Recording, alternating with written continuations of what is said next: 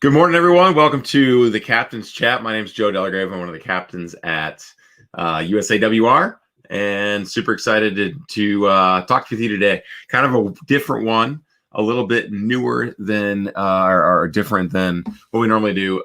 We're just going to do some random questions from the audience today. And I'm hoping that we can get some good questions and have a good conversation. But I don't have a guest today. I will be back Friday with Chuck Aoki and Jeff Butler talking about wheelchair rugby name change, everything like that. And I'm going to try to get my phone to mute. Sorry about that. Yeah, so we're just going to get started. I think it's going to be fun, hopefully. And yeah, just ask me your questions, whether you text me or whether you want to ask me right on the comments, and we'll be good to go. Real quickly, before we get started, thank you so much for the donations for Giving Games. It was a great success for USAWR. Hugely appreciate it. Thank you so much for your donations, for your support as we continue on towards 2021 and our goal of winning the gold in Tokyo. So super thankful for that and grateful for that. We all are at USAWR. So thank you very much. To get started, I got a question on Twitter that was, if you could add or change one rule to wheelchair rugby, what would it be and why? Add or remove one rule to wheelchair rugby, what would it be and why? I think this one is something that we've done already in the USQRA, the United States Quad Rugby Association. I think it's great that there's no contact. It gets a little dicey for the low pointers, I think, sometimes, especially the smaller ones. But I think the no contact rule needs to be taken out in the IWRF scene. I think, gosh, it's such a subjective call. I'd love to get a referee's thoughts. So if there's any referees watching, that would be fantastic to get your thoughts on making the call for contact, because I feel like contact is one of those things that is literally done on every single play. It's just a matter of like judging whether it was advantageous or not. And sometimes it isn't, but most of the time, honestly, in the context of transition from offense to defense or defense to offense, I do think it's pretty significant. And it just seems like a subjective call that I, as a referee, I wouldn't like to make. I don't know what if people like to do it referee wise, but that would be an interesting thing. So chime in, referees. What do you guys think about the contact rule? I think that's probably the biggest thing that I would change. Maybe change the shot clock from 40 to 35 and see what that would do as well. I don't know. That could possibly work pretty well. So 40 to 35, and then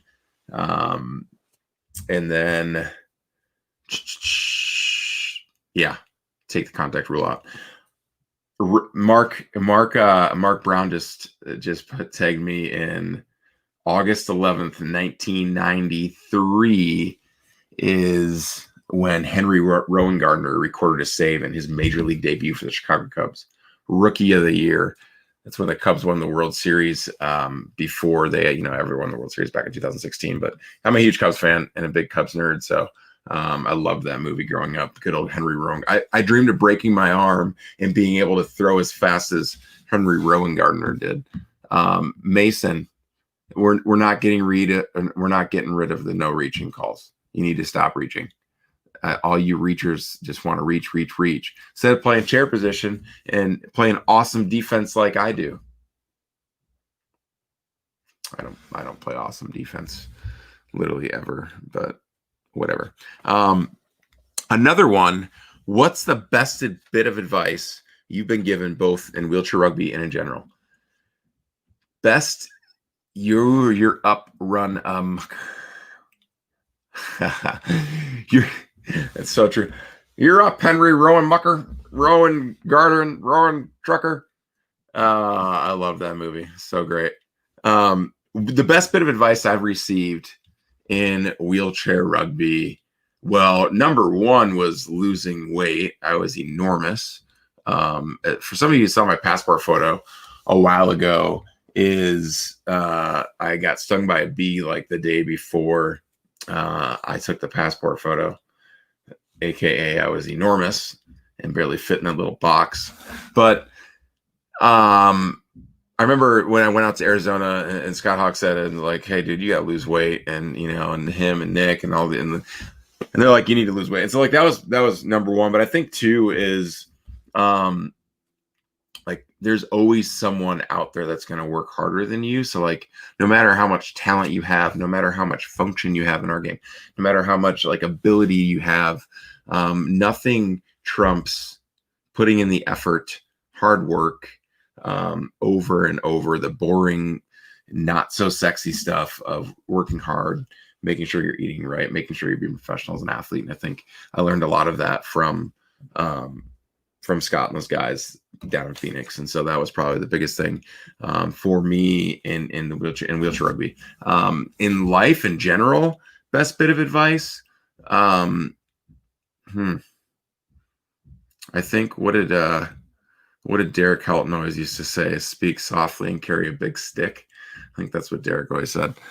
Derek, I'm not sure if that was. I think that's what he always quoted, but I don't know. That's a good one. I don't know if I've got anything right now, right off the bat. I didn't prepare for it, obviously, but I'm not sure if the best bit of advice. It's a tough one. It's such an open-ended question. Exactly. There's a lot of alligator arms out there, but I'm not really sure. But don't reach, Mason. Mason's probably reaching right now. Stop reaching, Mason. Stop it. What are people's thoughts on a foul limit? Like thoughts on a foul limit? Let me know in the comments. Riley Bat's not gonna like foul limits. I'm pretty sure. I would like foul limits because I don't foul very often. I don't know. High pointers, I feel like would get pretty close. Maybe a 5 fouls like the NBA does, and you're out.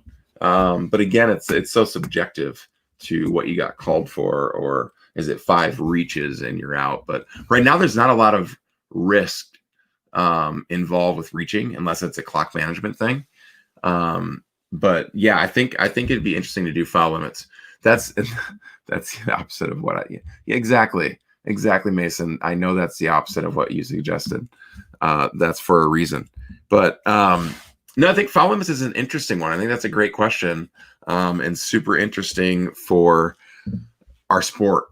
I don't know what you guys think. Let me know in the comments what you guys think on that. But man, like, it would put a lot of subjectivity into the ref's hands, which would be trying to get out with the contact rule. So I don't know how that would work, but it'd be interesting to try it in like league play in the USQRA. Spins don't go. How about 5 pop tires and you have to leave the game, Adam? Those low players love going around popping tires. 5 pop tires, you're gone. But no, spins definitely don't count unless you spin me. So another question that I had was how to improve your game as a 0.5, or maybe we can do this even as, a 1 or a 1.5, and so on and so forth. But yeah, how to, and so, or what, let's go to this one. So how to improve your game as a 0.5. I think what we've always been told is if you're a 0.5, play as a 1. If you're a 1, play up to a 1.5. If you're a 1.5, play up to a 2. So like it's always trying to play above your game, but at the same time, I think too is learning the game for people that know how to play it. So you got to reach out to people. Like not everyone knows how to play the game the right way on like the international side that's with your club team. And so reaching out to people that you see and go, I wonder if, reaching out, if you're a 0.5, reaching out to Jeff Butler and going, how did you make this team? Reaching out to, Joe, Lee, and Chad, how did you make it as a 1? What do you do differently than Lee or Joe? Or what does Joe do differently than Lee and Chad? And so on and so forth. Adam, as a 1.5, I think as a 1.5, like you have to be able to play offense in your 1.5 picking chair. And Adam's done a really good job of that. So I think that's usually what you need to do as far as your class level. It's not all about how fast you can go. It's not all about how fast you can get a mile done or whatever it be. But I think playing up above your class, and then also reaching out to those people that you've seen have success. They're going to give you great advice. What things make a low pointer your favorite to play with? For me, like if I don't have a low pointer on the court, I'm not that good. I'm not that good already. So like if I need a low pointer on the court to help me out. And the biggest thing is it's a communication thing. I remember when I first started playing with Scott Hogsett, and he was like, well, come here and do this and do that. And I'm like, I don't even know what you're talking about. So having that communication off the court, so on the court, I can kind of listen to him. And then with Chad, it was completely different than playing with Scott. Scott was a little slower and played more of a chess move game. And then Chad was like an unguided missile that just shot out from his spot. And I'm like, dude, you're faster than me. So you need to be able to be a little slower so I can use you as a pick. And so that was kind of the deal with Chad. But what I love is the communication, that they're going to tell me what I need to do and I can tell them what they need to do. And if you're communicating, and sometimes it feels like you're over communicating, but if you're communicating with them, then you're going to be able to have a really good relationship with your low pointer. So that's probably the biggest thing with playing with low pointers that I like to do and play with. So a couple like areas with this question was like, what's your favorite? What makes a low pointer your favorite to play with? Like inbounding ability, court awareness, picking ability, speed, or ball skills, catching, passing ability. Honestly, like none of those. It's the communication thing. Obviously, low pointers need to be able to inbound, need to be able to throw, need to be able to catch. But the biggest thing is their picking ability, probably out of that, but their ability to communicate with who they're picking for. Otherwise, it's not going to really work very well. So that's probably what it would be. Let's see here. 8-second dribble and pass. Or 10 in the backcourt.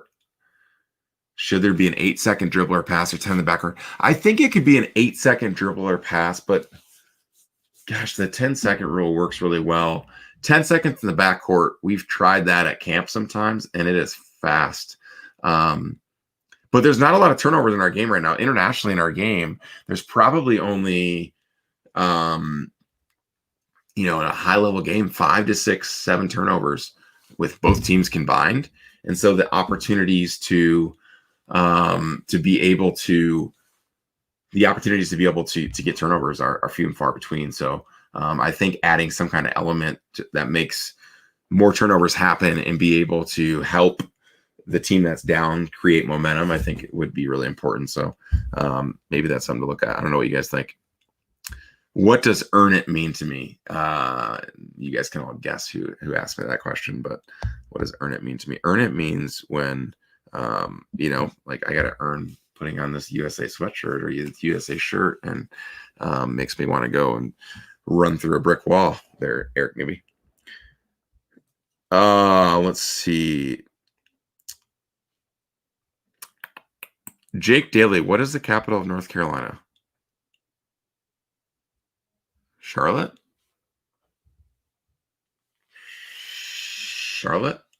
Charlotte, North Carolina?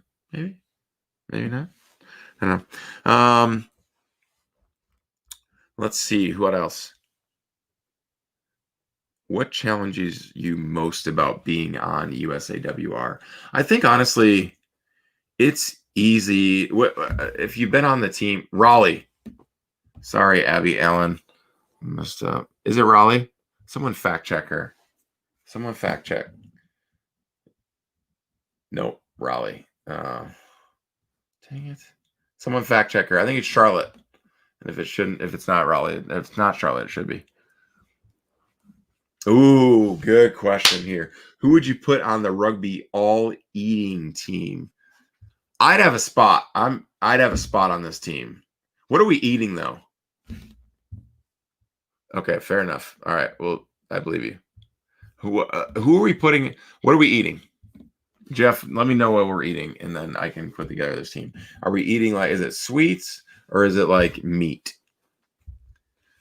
Because I think I've got a couple people on the all-eating team. Are we talking about inside of rugby? Yes. If we're going to Olive Garden, I challenge anyone to try to beat Josh Wheeler in a breadstick eating contest. Like there's nobody that is going to beat him. I think he put down like 17 breadsticks in one sitting. It was pretty impressive. He didn't poop for like 2 weeks straight, I'm pretty sure. All eating team. So I think if we're going like sweets, then I'm in. If we're going meat, anything can open-ended question. It's all, I need some guardrails. Chuck French is on my team. He's on the all eating team. That guy can put down some food. Who else? Aoki's from our team. Aoki's a big eater. Joe Jackson, pound for pound. Joe Jackson, pound for pound. James he gets big shoulders by eating and sleeping. I've tried it. I get a big belly from that, so I'm not sure. Jeff, if we go to Red Robin, those endless fries, you are there, my man. Jeff Garton, strong man right there. That's a fun question to think about. Fun question. All eating contests, who's going to win, the grizzly or the Siberian tiger? Grizzly or Siberian tiger in the all eating contest? Let's morph that in. Would you be a Nathan's hot dog or a Bar S hot dog? I'm a Nathan's, man. I'm a Nathan's all the way. None of this Bar S. None of this Bar S. Absolutely not. Let's see. Which eye do you... Oh, Corey, come on. Come on. I look at... Come on, Corey. Which eye do you look at the camera with? I have a lazy eye, and so Corey likes to make fun of my lazy eye. And so I try to look at it with both. Sometimes I don't. But I'm just going to say it, call it out like it is. I got a lazy eye, so either way, I win, Corey. Let's see. What else we got? Oh, 11:17. 11:17. I actually have a special guest for you guys. Really quick. All right, we got a couple good. Keep those questions coming. I have a special guest. This is going to be good. Your best camp crack ever. That's fantastic. Keep those questions coming, and we'll keep going. And then I think at the end, we're going to do it an all countries involved all-star team of who we think is the best. All right, who we think is the best from 0.5 to 3.5 of all time. It's going to be a lot of fun. Special guest. I'm going to be joined by my wife, April, right now. And April and I are going to hang out for a little bit. What's up, honey? What's up? How you doing? Good. She put on her Team USA shirt for this. Mm-hmm. Any questions for the two of us? I thought it'd be kind of fun to have a rugby wife on because... Wives take over. What? All right. You know, you're not taking it over. But she put together this nice background of... obviously, I didn't do it. But that's neither here nor there. But any questions for April, please ask us. Ooh, that's a nice one. April, what's your favorite European team? For rugby? Yeah. Well, yeah, but it's a rugby chat. I don't know. I don't know what all teams are. Probably the one I know most on is UK. GB. Yeah. You'd probably go GB, huh? What about the French? You're not a French fan? Don't make enemies on here. We love everyone from Europe. Enemies. We love everyone from Europe. The Denmark boys. I feel like they have a lot of up and coming teams that I don't know. GB. I haven't seen a lot. Yeah. These guys. Italy. I'd go back to Italy. Let's make a training camp happen after COVID's over. Italy. We'll come and do a clinic there. That'd be cool. But I wanted to have April on because you guys always are at home when we're on the road, taking care of the kids and the house and everything like that. And I know she kind of like just no love for you guys. I don't know. Hey, I have no hate for Italy. Ooh, okay. Here we got a good question from Corey. What is Joe's most annoying quirk? Oh boy! Don't talk about what I did last night. You're not. Wasn't it the other night? No, last night. No, it was definitely last night. Well, it might have been the other night too. My most annoying quirk. When you get a tickle in your throat and you like snort up through your nose to like itch it. Yes. Okay. Kelly, Rugby Wives. Yeah. Yeah. Hey, So, Kathleen. I want to hear those Rugby Wife questions.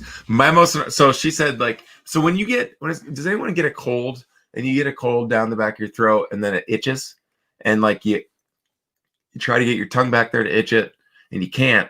So then you gotta don't. You gotta like clear your throat out a little bit. But I like I do that to itch it. Am I alone? Yes, you are. Most annoying quirk. Okay. And then what do you admire? Ooh, what do you admire most about me? Ooh, what do I admire?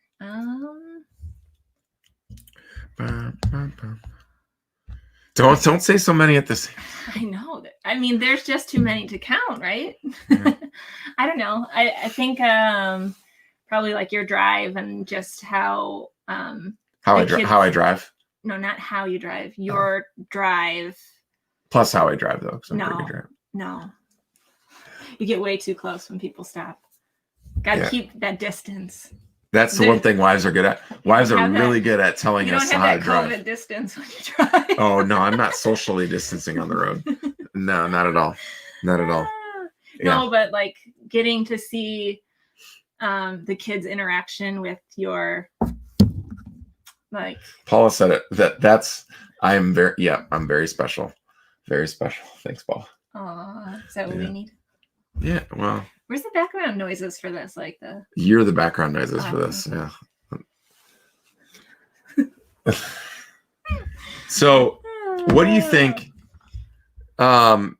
Keep asking a couple questions for April, but what do you think is the hardest thing for wives or girlfriends or partners for when we're gone at camp?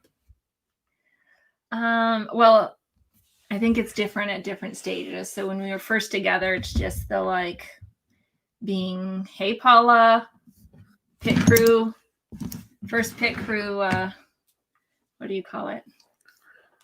Yeah, it's like Minnesota. Yeah, North Stars. Changing tires. Pit crew. Changing tires and all that stuff. Yeah.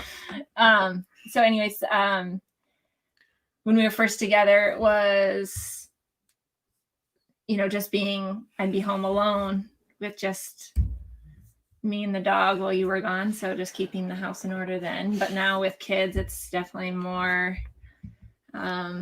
chaotic, circusy. Yeah. I don't know, whatever. The Telegraph Circus runs strong while you're gone. So do you think we're good at communicating when we're at camp? I think so. I don't know. Okay. I guess I don't know how many times you play the game of I've got a meeting. Rugby Wives, girlfriends, partners. Like, what is there? Do you guys are you catching on to us? Like, we're always like, oh, we got a meeting, or we got to go to bed, or we got dinner, or we got practice. It's pretty busy there, and I just want to set the phone up sometime and be like, okay, I need 10 minutes. Peace. keep the kids in order over the phone.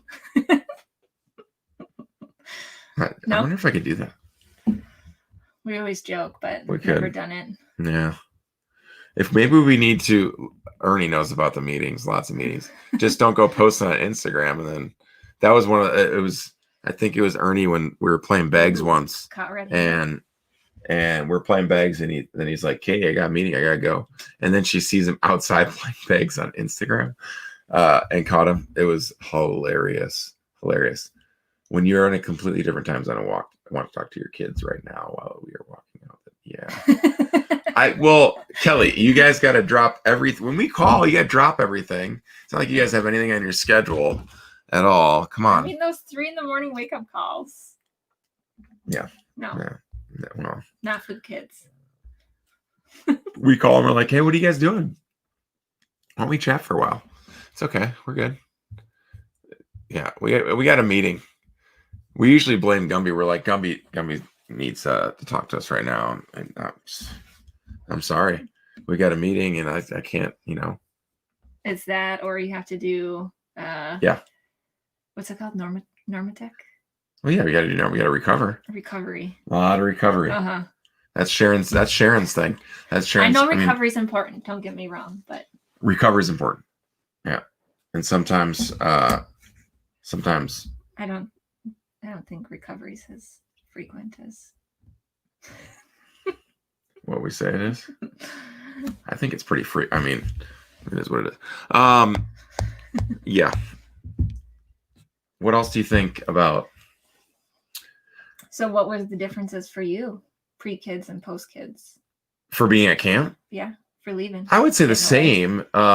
Leaving the kids is tough, but I think it's also really interesting to be able to show them, hey, we're all working for something here, and that's why Dad's leaving, and they see the hard work at home, but also see us on the road. So, but yeah, I mean, it's not easy, especially when you're thinking like, I think it's good to have communication with it too, because like making sure that you and I are on the same page. That way, like they can all be on the same page, and we're all in it together. It's always a team decision. I'm sure the other Rugby Wives are the same. Where like, it's never like an I am going to. It's always a we, because it's like we have to figure out the schedule so I can train, or we have, So it's a lot of she-we's. Sometimes I think there's probably a lot more she-we's than he-we's, or maybe some we. Are there we-we's? Can I say wee-wees? Yeah. So, but yeah, I think that line of communication and making sure that we're all doing this together, it's everyone's goal. And I think that's the most special thing. And sometimes the hardest thing. I remember 2018, we lost to Japan in the semifinals. It was a tough pill to swallow, because you think you let your family down. Like, we're all trying to push hard for this one goal, and then you let your family down.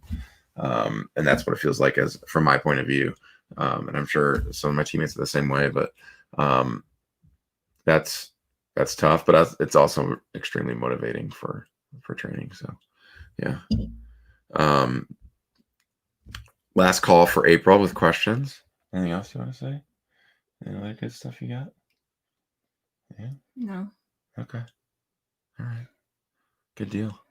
Well, thank you so much for being on the show, for the little segment of Ask the Wife. Question for the Rugby Wives. I was thinking about having a Rugby Wives special edition captain's chat and talking and interviewing all the Rugby Wives. Let me know what you guys think. Kelly Melton came up with the idea, so shout out to Kelly, but I think it would be awesome for that. The best is when you guys come home after camp. Josh is playing and training, catching it. Yeah. I think it's tough sometimes too, coming home from camp though, because we are in complete rugby mode, especially with our language. And so that's not, it's just all rugby. And then I try to talk to her on our 15-minute airport ride home, all about what happened at camp, and sum it up in about 15 minutes. But it's kind of crazy. And then at night, you're still in rugby mode and like jumping off the bed. Yeah, I still like kick and punch in the middle of the night. Off the bed. So yeah. Well, April, thank you so much for being on. Yeah, appreciate it. Bye guys. Rugby Wives takeover. Yeah, let's hear. I want to hear. One. I need like 4 of you, maybe 5 of you. Let me know what's up. All right, so back to your questions. That was fun, and I think a unique vantage point. That it would be a lot of fun to be able to interview some of you Rugby Wives or girlfriends or partners about with the special captain chat. So let me know if you guys are interested in doing that. Okay, so we had a question before this about all-star teams. Chad Cohn came up with it. All countries involved 0.5 to 3.5 of all time all-star teams. What are we thinking here? Maybe we should add refs to this too. No, I love all refs.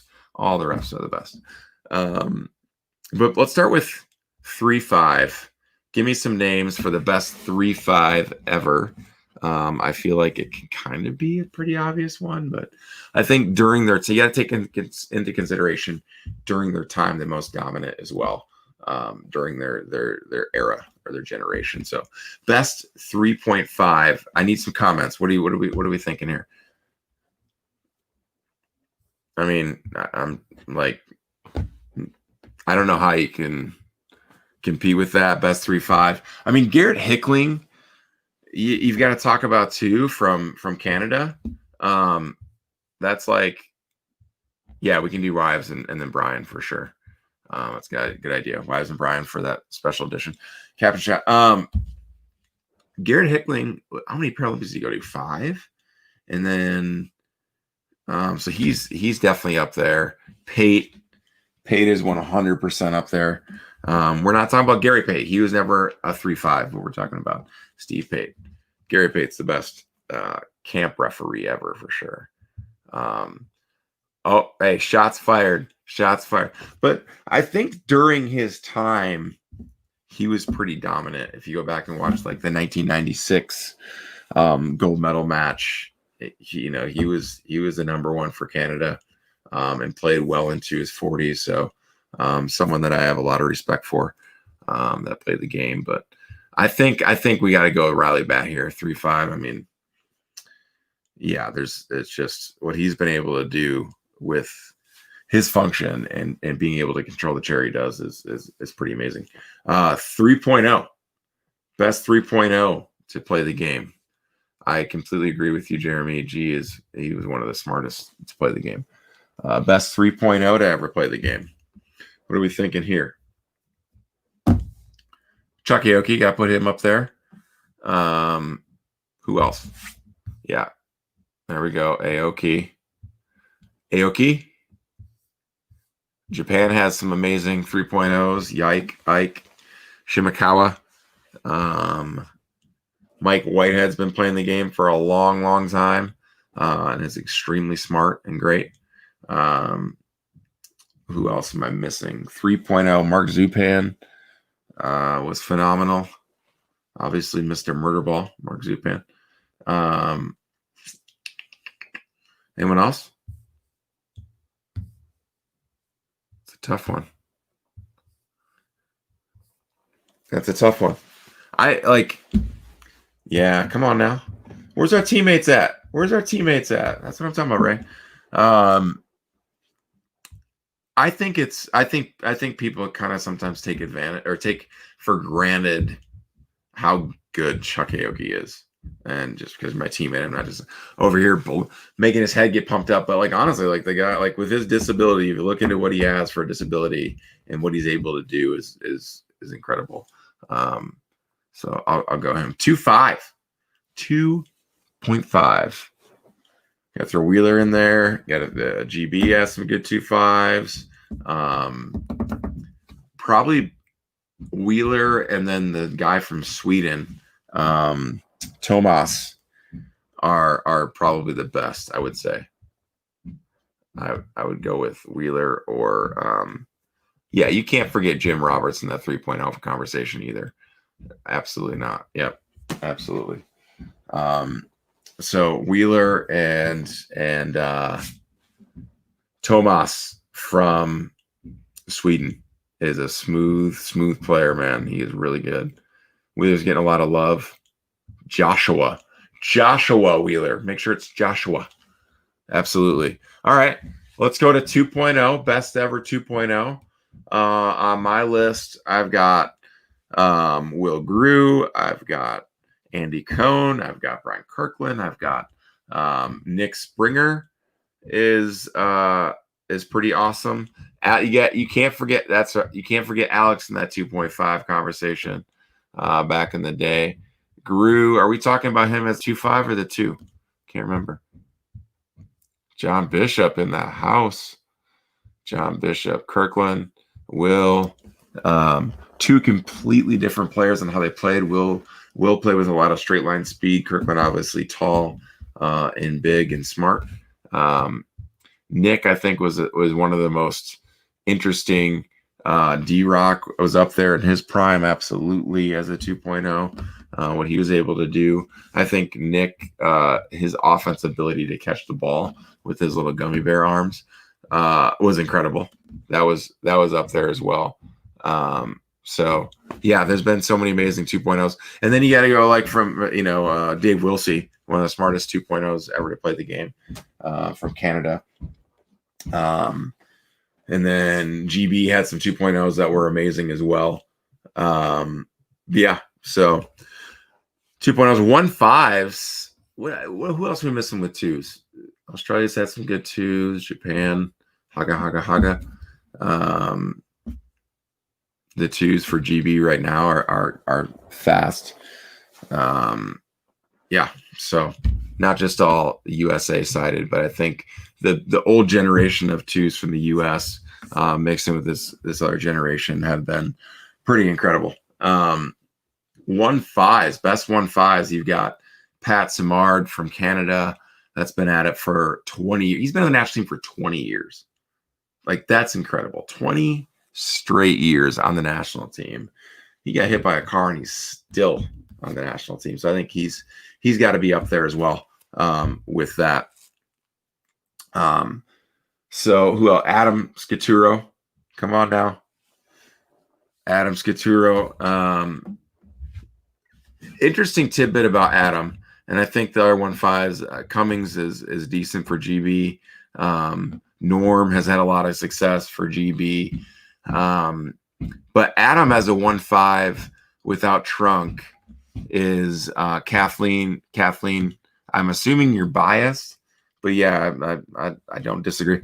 But Adam for trunk, he didn't have any trunk, and a lot of 1.5s in that category now do, like Norm and Cummings, and but he was on a offensive chair for how long? I don't know how long he played an offensive chair before your defensive chair. I'd say probably 15 years at least. And then he got in his defensive chair and was able to figure out how to play offense at a high level in his defensive chair, which is the hardest thing to do, I think, in our sport, or at least one of the hardest, is to translate your offensive skills into sitting in a defensive chair and being able to still be competitive on offense. So I think that's been my biggest thing for Adam, and being able to do it at his young age is pretty amazing. But there's been some good, 15 years of playing in an offensive chair and then jumping into defensive chairs is pretty insane. So kudos to you, man. But yeah, definitely some good 1.5s out there. 1.0, best ever 1.0. You've got Norm Leidick, you've got Scott Hogsett, you've got Chad Cohn, you've got Lee Fredette, you've got who from international as a 1. You got the Japan ones. You've got, who am I forgetting? Trevor Hirschfield. He's really good. C. Cone. Scott Hogsett. He was a chirper. Who else? Besides Trevor. So what are we thinking? It's Trevor and then Chad? Or Chad then Trevor? Scott and Norm? Yeah. We can't forget about Thank you, Stefan. He has a very interesting role for Sweden, and he does his role extremely well. When he does, and he does it in an offensive chair.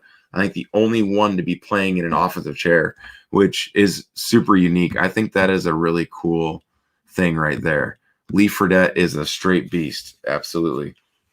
And that's the crazy thing. He has arthritis. Little Lee has arthritis. It's like little Timmy.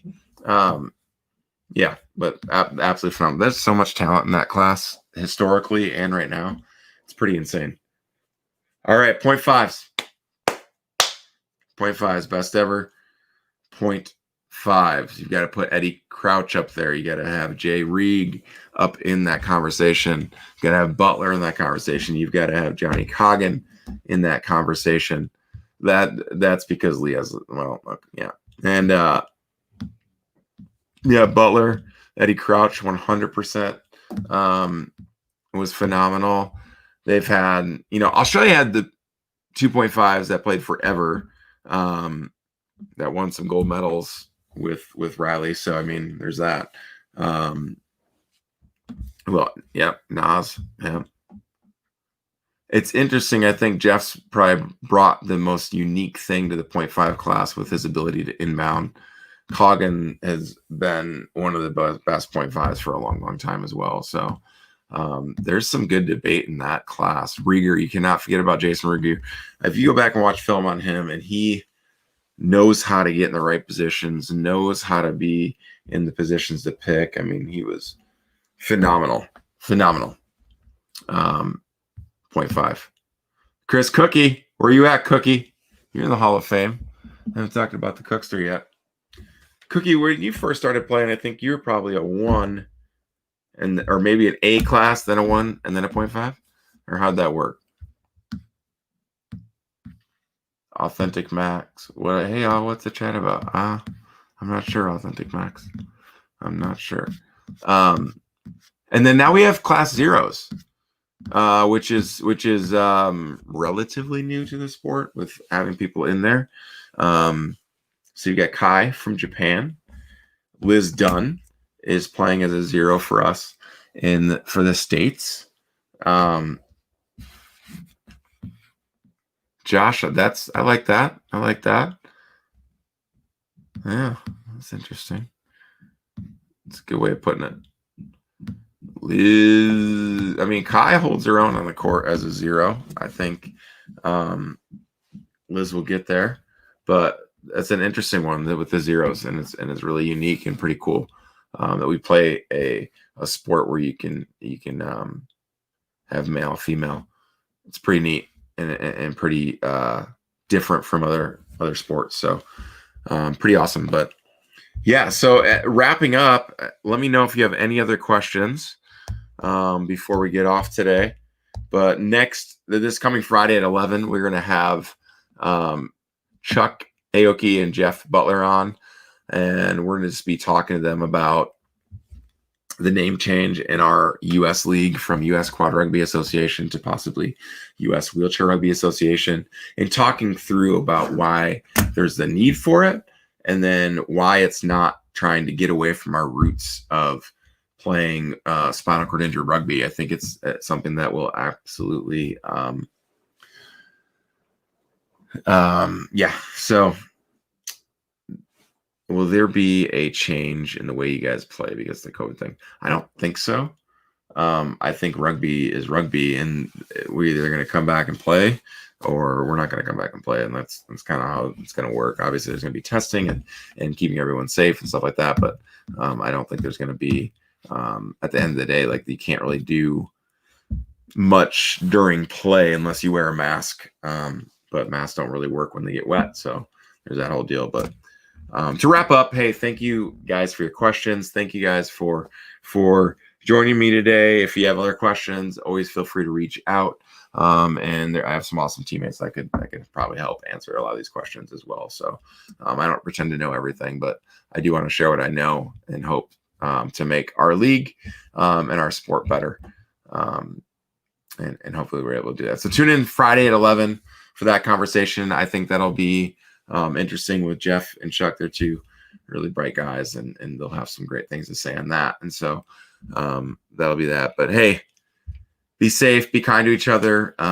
Guys, let's just come together as a community to make this our community better within wheelchair rugby on the domestic side and international side, so we can just be a community that supports each other, lifts each other up, and helps each other be better people in this world. So you guys all have a great day. Take care. As always, reach out if you have any questions. I'm over at Instagram at jdelagrave14. April, ask her questions at April Delagrave.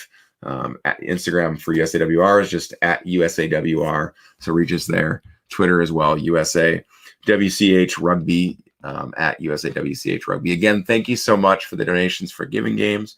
If you donated, thank you so much. If you're watching and supporting through this mode or anything else, thank you so much. Really appreciate it. As always, reach out to USAWR.org or on social media for any questions. And thank you guys. Have a great day.